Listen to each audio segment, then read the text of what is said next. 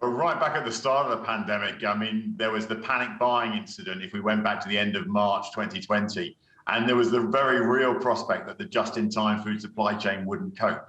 At that point in time, it was really a replumbing exercise because the out-of-home market had shut down, and we had to find a way to get that food, which was destined for, for food service and for restaurants, into the mainstream retail sector, which actually was relatively simple.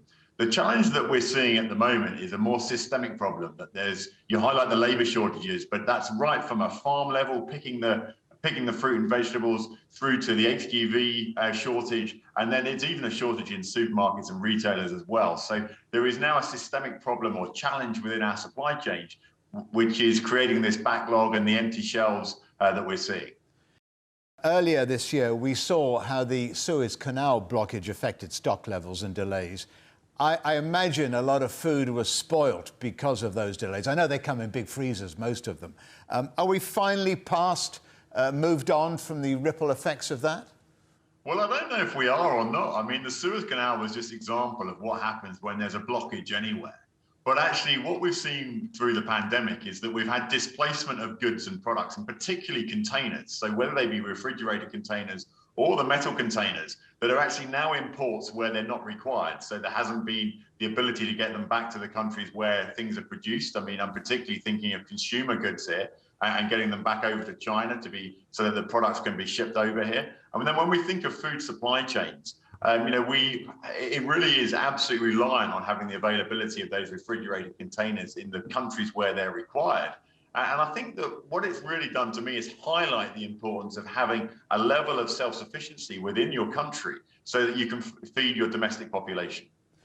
There have been a lot of scaremongering headlines, haven't there, Tom, in Europe and UK as well, about there won't be enough turkeys for Christmas, not enough vegetables for Christmas. Does this narrative make people rethink about what they really want? Or does it make the situation worse, perhaps by panic buying? I hope it makes people engage with their food and actually think about what it is that they want and not take it for granted.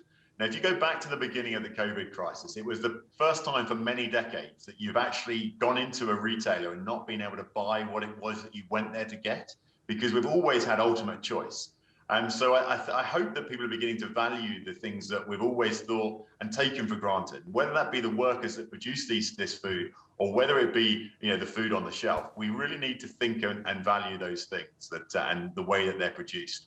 And there is a turkey shortage, there's no doubt about it, because we've seen turkey producers have about 20% less turkeys this year than previous years. So that is a reduction in output, a reduction in the availability of turkey at Christmas. But I think that the food supply chain is very resilient. It's under huge pressure, but I will be surprised if we get to Christmas and there are empty shelves. I think that we managed it during the beginning of the pandemic, and farmers and food processors will do everything they can to keep those shelves full ahead of Christmas. You mentioned earlier the just-in-time supply chain system. I wonder, is that sustainable for the long term? I think we'll always be reliant on the just-in-time food supply chain. We've got 70 million people living on an island here, but I think what we do need to accept as customers is that we're going to have restricted choice. And it isn't normal, I don't believe, to be able to walk into a retailer and expect them to stock everything every day of the year. So whether that be strawberries at Christmas, we have to think about seasonal produce.